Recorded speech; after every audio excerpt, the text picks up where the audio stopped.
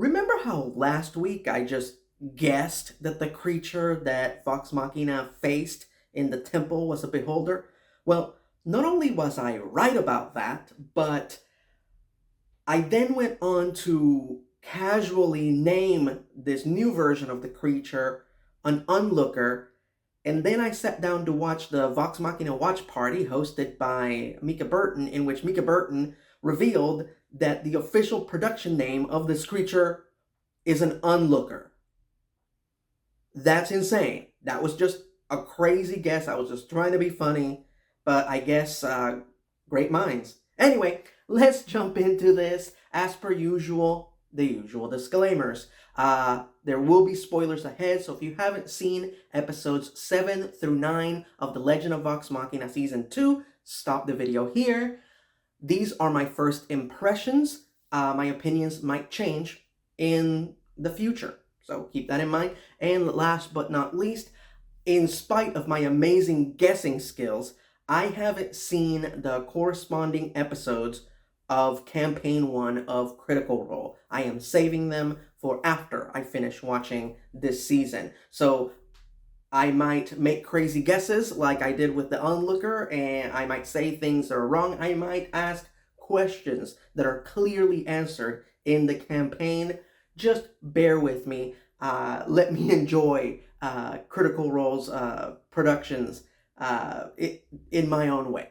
Thank you. Anyway, so let's get right into this with episode 7, the Fey Realm. So as we established last week, the party has been split, so the next 3 episodes have lots and lots and lots of cross-cutting. So for the sake of clarity and organization, I will be referring to the team that's in the Fey Realm as Team A, because they appear first, and the team that's on their way to Westruum as Team B. Is that clear? Here we go. So we pick up right where we left off. Team A is in the Fey Realm, and hilariously, Percy is having a really great time. He's a big fan of the Fey Realm. I assumed that Keyleth was going to be the one that was going to be right at home at the Fey Realm. I was wrong. Percy is the big fanboy, the big stan of the Fey Realm. So, as Taliesin Jaffe would say, seeing Percy happy is so weird. So, but at the same time, amusing and interesting to see him take a different role. But something is amiss, as some kind of an unseen creature is following Team A through the Fey Realm. And then we cut to Team B, which has landed seemingly in the middle of nowhere. As I said last week, no need to worry about Pike. She wasn't dead. She was just wounded. She is a cleric, excuse me. I learned to speak English one day, I promise. She is a cleric, so that's something that she can remedy. That's her main superpower. So she instantly starts healing herself. Grog realizes that Craven Edge is just leading him down a dark path, so he does the right thing. He jabs Craven Edge into a rock and snaps the sword. And then we get Evil Dead moment where a tidal wave of freaking blood shoots out of Craven Edge and just envelops our 3 heroes. I'm sure somewhere Sam Raimi got an erection and he's not quite sure why. When they wake up after the tidal wave, they find that while Grog is still alive, Craven Edge has robbed him of his strength. Not only is he now really skinny, but he's also a husk. Like, he cannot move on his own.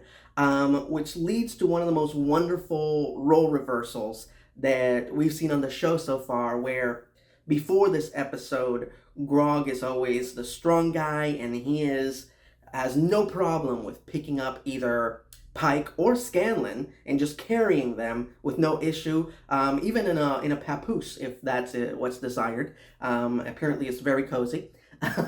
So that's always the image that we have in our head of Grog, always with Pike either on his shoulder or around his neck.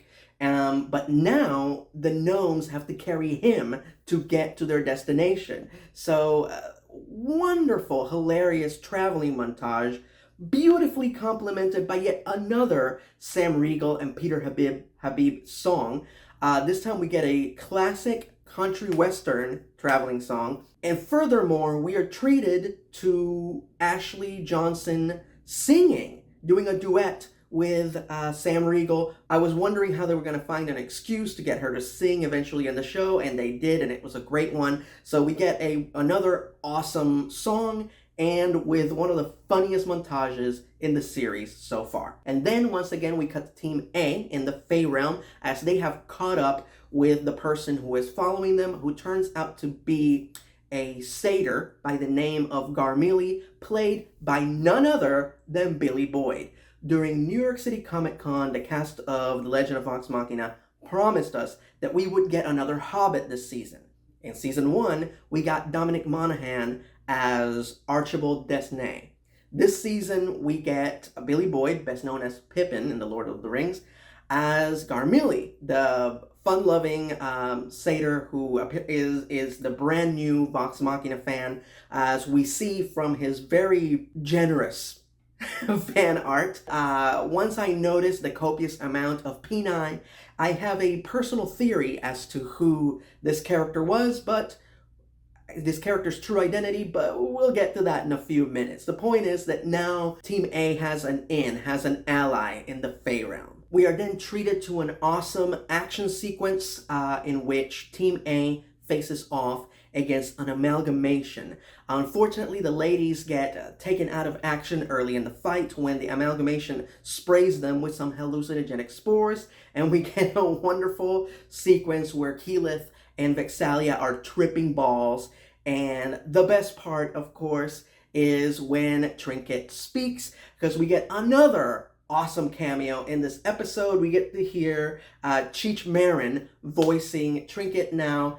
Vexalia right away points out, "You don't sound the way I imagine you would sound," which I agree. In my mind, when I imagine Trinket's voice, I always imagine somebody more like Kevin Michael Richardson. Deep, powerful voice that can be comforting when he wants it to be. But instead, we got Cheech Marin talking to Vex during a hallucinogenic trip. And it's hilarious, and I'm never, ever, ever going to complain about hearing or seeing Cheech Marin in anything. So no complaints there. In fact, if they decide to bring Cheech back to voice Trinket again in some other way, I will be completely for it. Meanwhile, while the ladies are enjoying themselves in their own unique way, the boys are fighting off the amalgamation, and Percy gets the "how you want to do this" with his brand new toy, Diplomacy, which is his taser glove, which he built at the end of season 1. Now, in campaign 1, Percy built Diplomacy before they went to the banquet, to the dinner at the Taldore Palace. And he actually used it during their first battle with the Briarwoods in the castle courtyard. Here, they saved it until now, and it was worth the wait. We get to see Diplomacy in action, and it was badass. Garmili shows up to show them the way and reminds them that Garmili is merely a traveler in this journey. Jinkies. We cut to the bad guys, find out what they're doing, and not only do we find out that Anna Ripley is working with Umbrasyl, but we actually get to see the Obsidian Orbs work. The Obsidian Orbs are what the Chroma Conclave used to communicate with one another. We see them first in the second episode of The Legend of Vox Machina, when Vox Machina enters Brinsithe's horde. They see 4 Obsidian Orbs, which we now know is what he used to communicate with the 4 other members of the Chroma Conclave. Keyleth is investigating them. One of them activates, and we see an eye, and we hear Cree Summer's voice, and now we know that Cree Summer is Rayshawn, the deceased deceiver. But we've never seen the Obsidian Orbs work, so we are treated to seeing how these communication devices work, very much like the hologram communicators from Star Wars. So pretty cool to see that actually happen in one of these cartoons. So Team A is trying to get to the Shade Murk, which is where the next vestige is located, the Fenris Bow.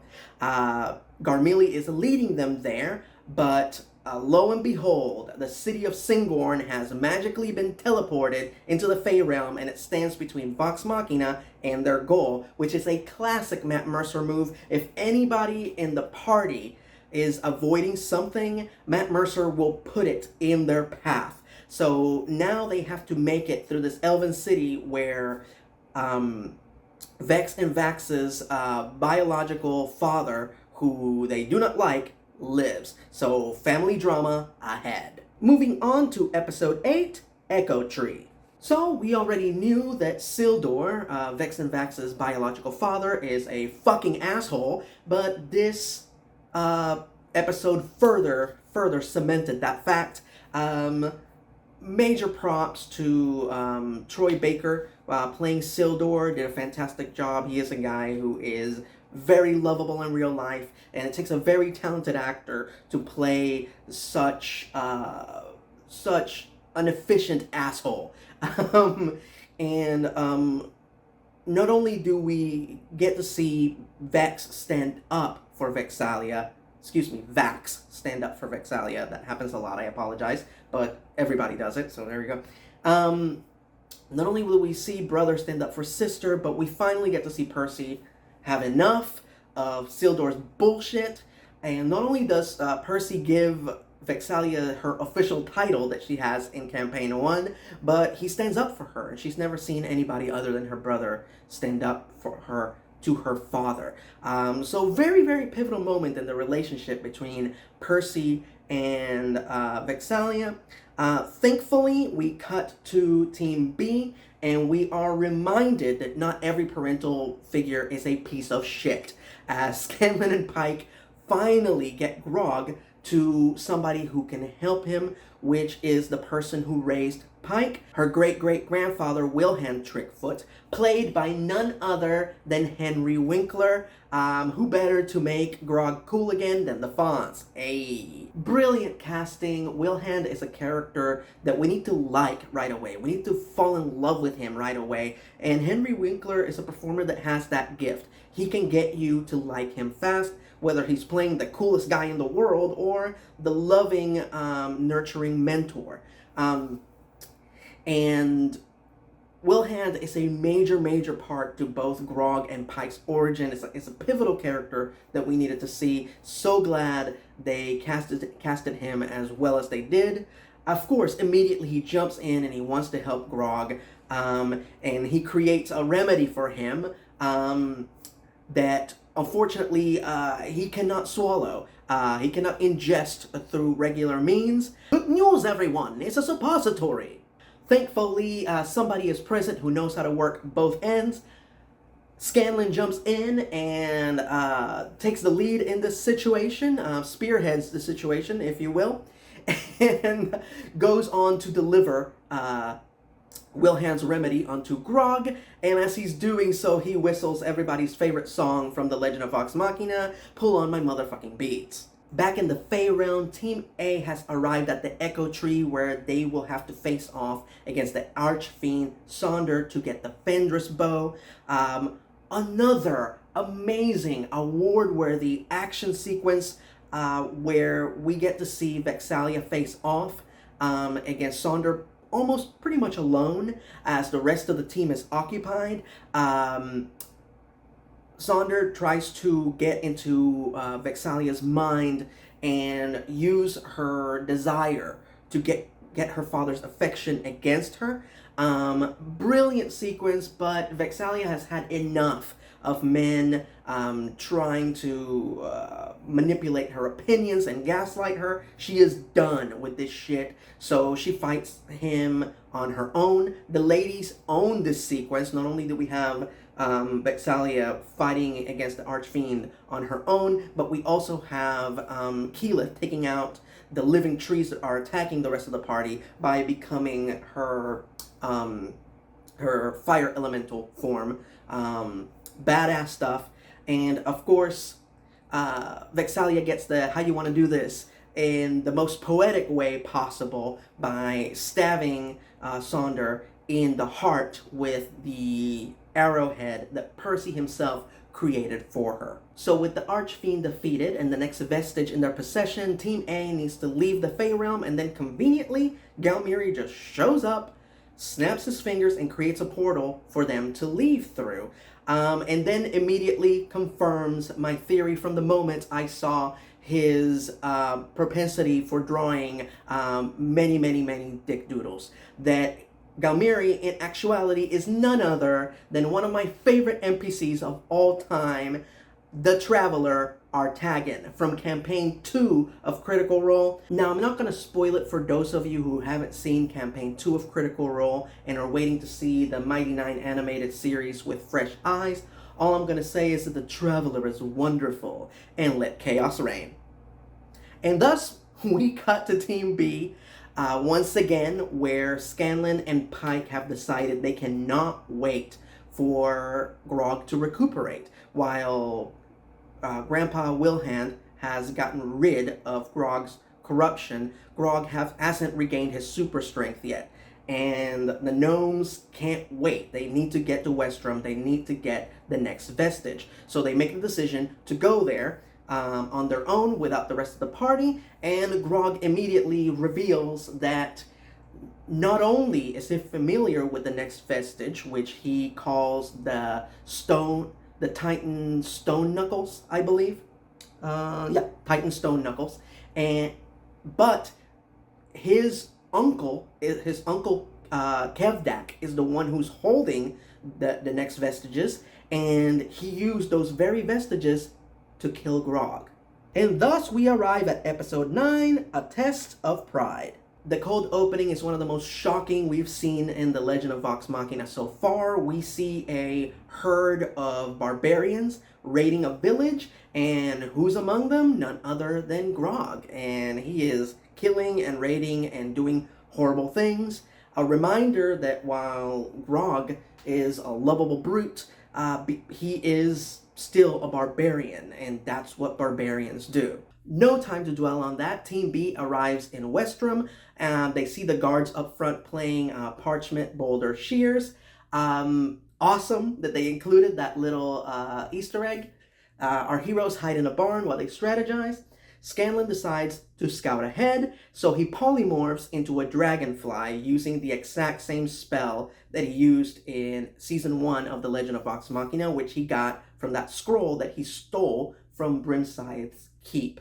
His hoard, excuse me. Yeah. Anyway, so we see him finally polymorph into a dragonfly, which is something he does in Campaign 1 all the time. He takes off, and while he's off scouting, Pike has a heart-to-heart with Grog, and we find out Grog's origin.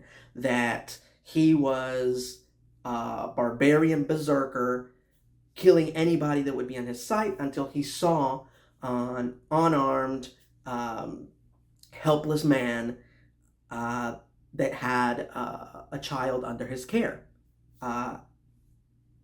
Wilhand, Trickfoot. And he couldn't do it.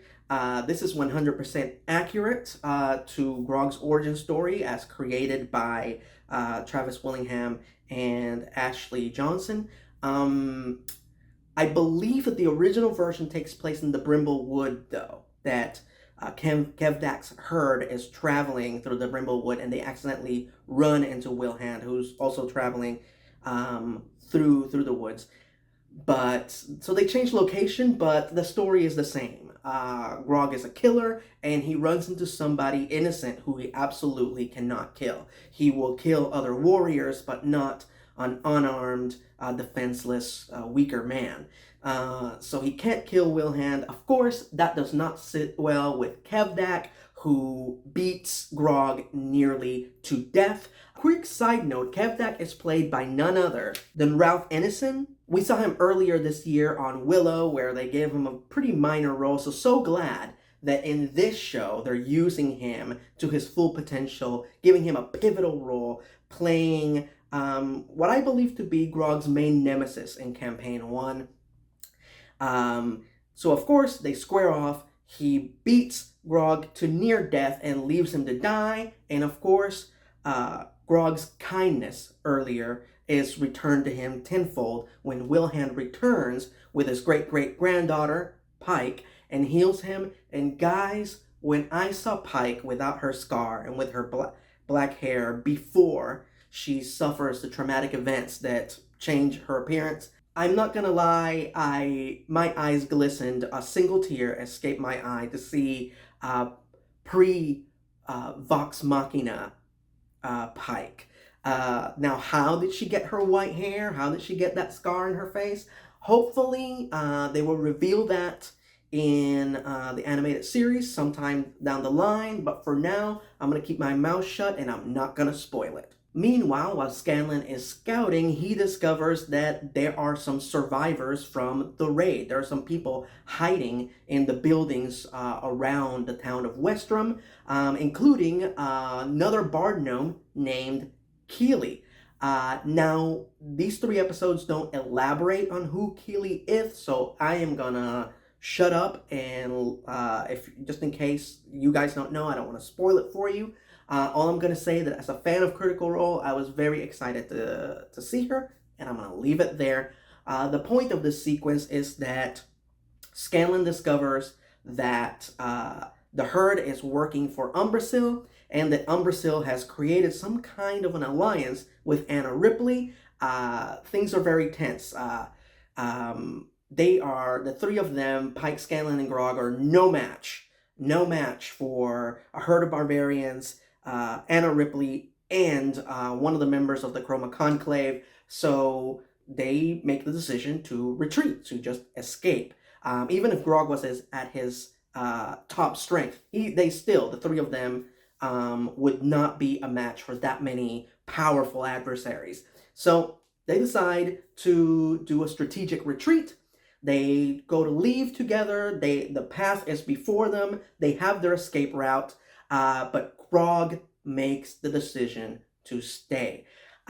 This moment, very, very beautiful, where Pike tries to stop him, but Grog tells her that he has made up his mind. He has to face his fear, and it perfectly parallels the moment from season 1 where Pike is the one who makes the decision to leave the party, reconnect with the Everlight.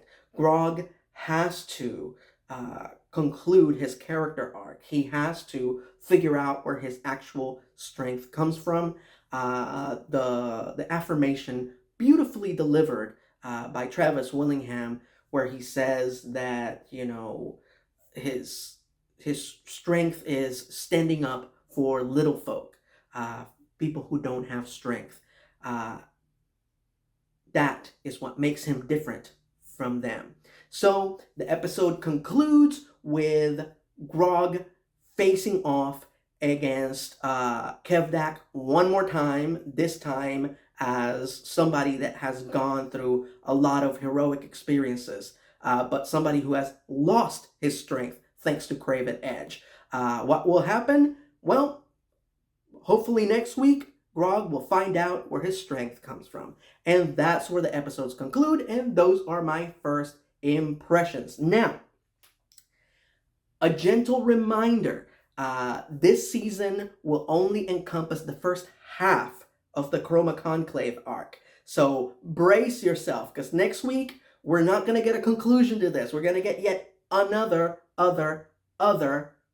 cliffhanger. This has been cliffhanger the season. Every 3 episodes, we get a cliffhanger.